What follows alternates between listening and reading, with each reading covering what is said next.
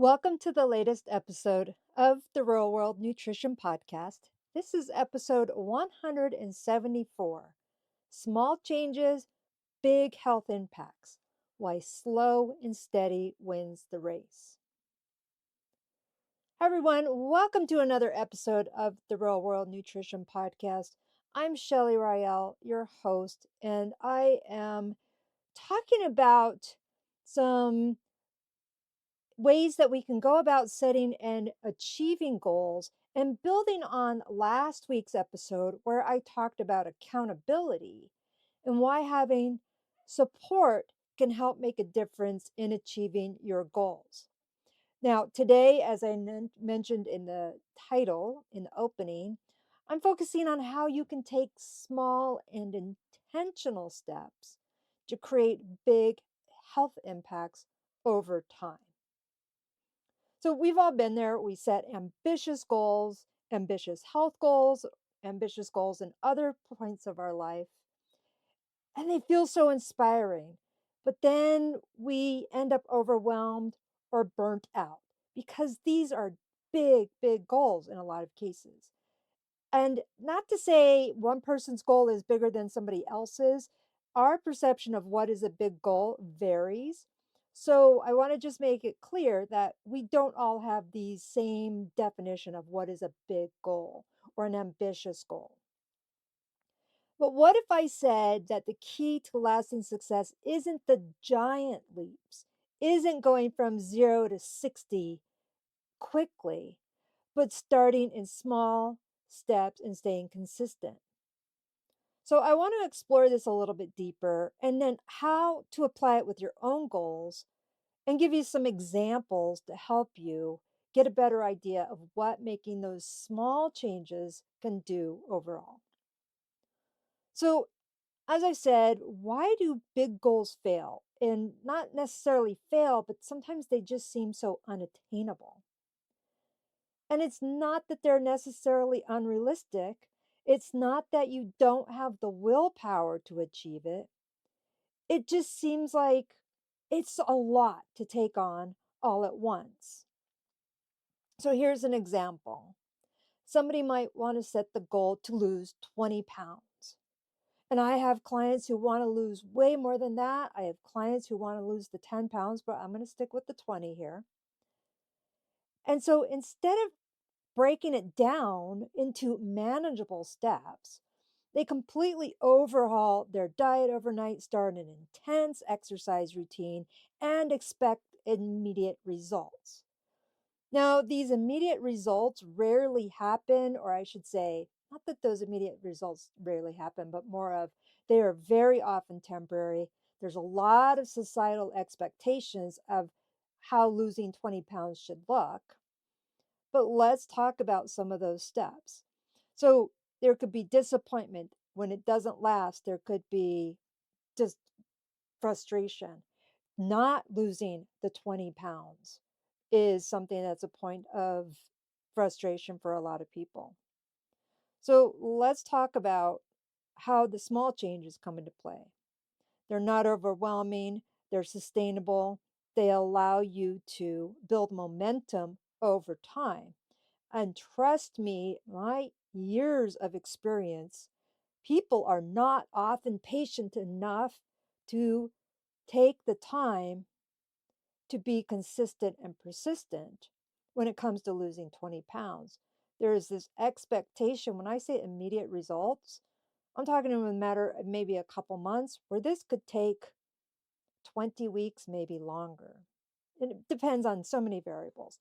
So why are these small changes so powerful? I'll go into back to the weight loss part here in just a minute. But I want to talk about it thinking about building a foundation for a house. We're not going to put on the roof, we're not going to put in the appliances, we're not even going to put in the drywall or the paint before they've poured the concrete for the foundation. So we've got to start at the beginning and we've got to take small steps so we can have stability, we can have strength in that. So I want to share a personal story here. And I know I've mentioned this in the past, but this is just really something that helps people visualize what I mean by small steps. So when I ran my first 5K, 3.1 miles, at that point in my life, short of giving birth, it was one of the toughest things I had done. I wasn't prepared as well as I should have been, and I struggled. But after finishing it, realizing that I could finish it, even though it was difficult in that moment, I set a bigger goal to run a marathon by the time I was 40. So, finishing a race that was 3.1 miles, I need to say it wasn't a race, finishing a 3.1 mile event, and then deciding that same day I was going to do 26.2 miles. But let me clarify. I said I was going to do it by the time I was 40. When I set this goal, I had just turned 35 the month before. So I didn't say I'm going to run a marathon next year. It was 5 years away.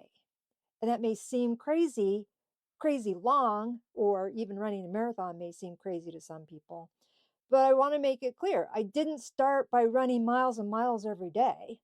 Some people do that and then never run again. But I started with 20-minute sessions, and those 20-minute sessions including running for 1 minute, then walking for 4 minutes, and repeating that. That's how it started. And then over time, those small steps added up, and I added more, did continuous runs, etc., etc. I went from running a 5K, then I did a 10K, which is 6.2 miles, then a half marathon, several half marathons actually, that are 13.1 miles. And then just after my 39th birthday, so 4 years from my first 5K, I ran my first marathon. So when I say slow, that is what I mean. Now, it's not going to be the same for everything, every goal, but just wanted to make that visual very clear. How starting small, being consistent, and gradually increasing my efforts had that big impact. So let's go through some examples here. How small changes can lead to big health impacts. So here's the first example. Healthy eating. People want to eat healthier. And that looks different for so many people. That's a lot of times where I come in. The common mistake is overhauling your entire diet. People purging their pantry and fridge from whatever they believe is not the right types of food, going and spending hundreds of dollars on filling their fridge and pantry with the healthy foods. And then it just all tends to crash. It doesn't feel sustainable. So, a better approach, what I often recommend, is start with one small change, adding a serving of vegetables to one meal each day for a month or even a week, or swapping soda or another sugar sweetened beverage for water at one meal, or half your fluids being water instead of a sugar sweetened beverage. Over time, these small changes become habits and then can lead to lasting improvements. Another example, fitness goals. So, jumping into an intense workout routine that's hard to sustain.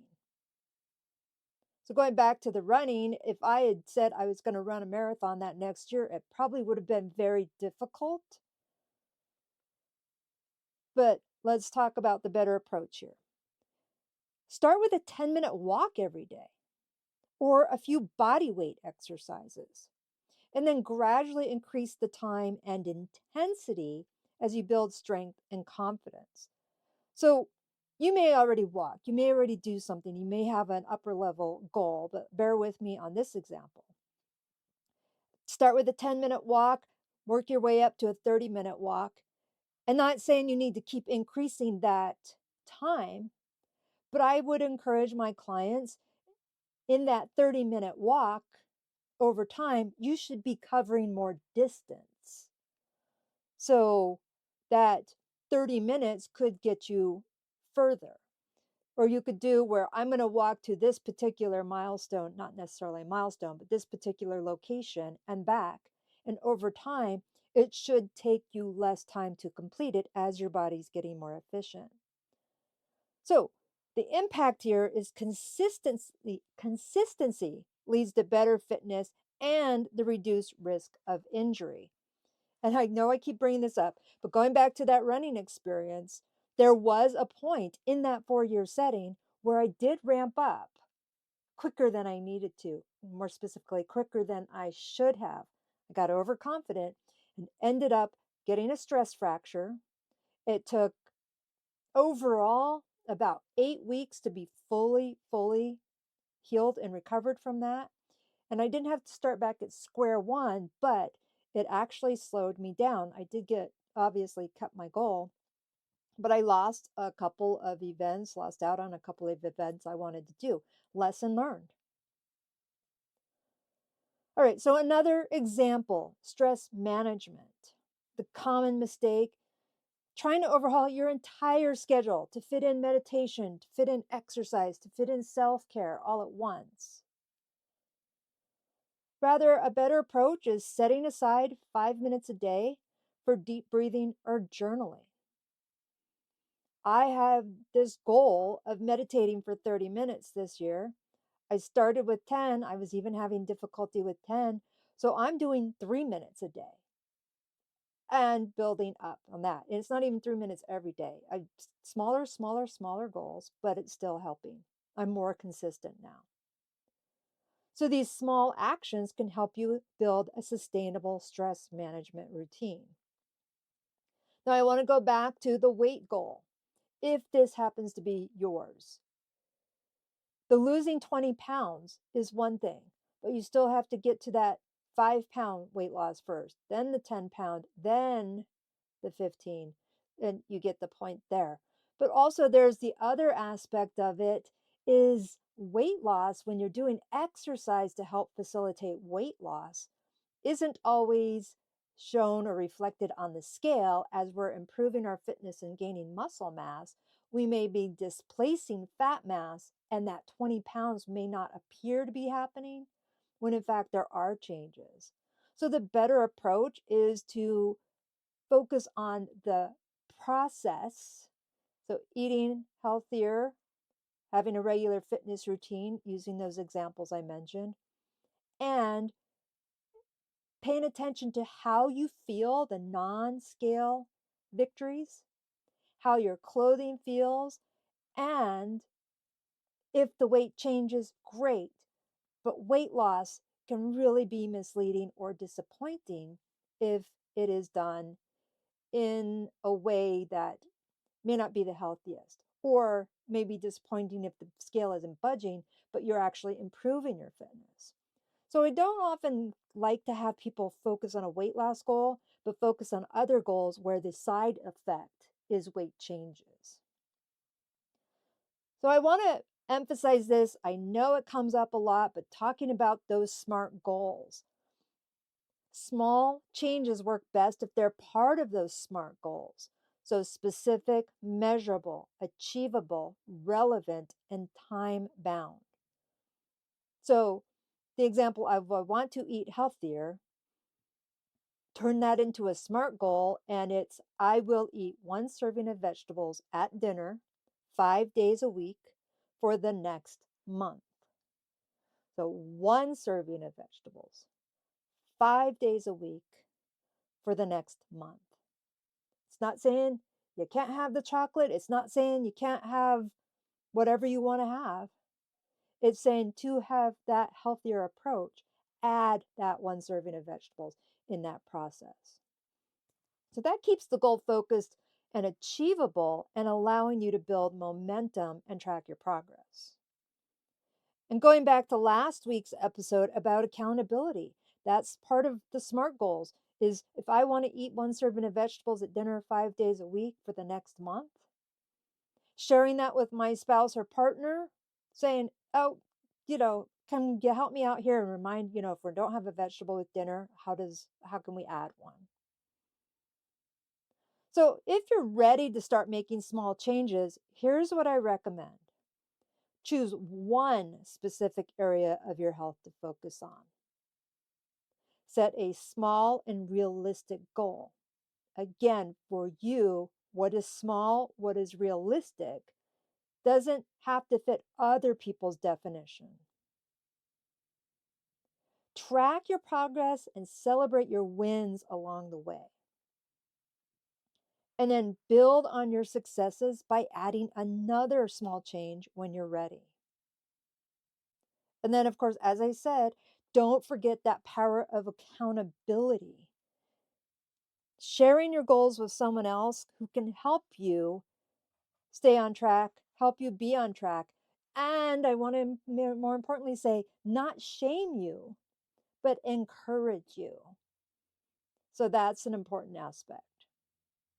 Okay, so just to reiterate, big health impacts don't happen overnight, and they do happen with small, intentional steps, whether it's eating healthier, moving more, managing stress, whatever health goal you might have. Starting small and staying consistent is the key to lasting success. All right, everyone. If you want help with not just accountability, but helping set those small and achievable goals, and you have the patience to do that, you can schedule a free introductory call with me and we could talk about how we can work together to help you with that. So find that link in the show notes. And I want to thank you for joining me for this episode of the Real World Nutrition Podcast. And if you found this helpful, share it with someone, leave a review, and always you can find more resources and tips on my website, shelleyrael.com, and that's also linked in the show notes. All right, everyone, you take care. Don't forget those small steps make a big impact, and bye for now.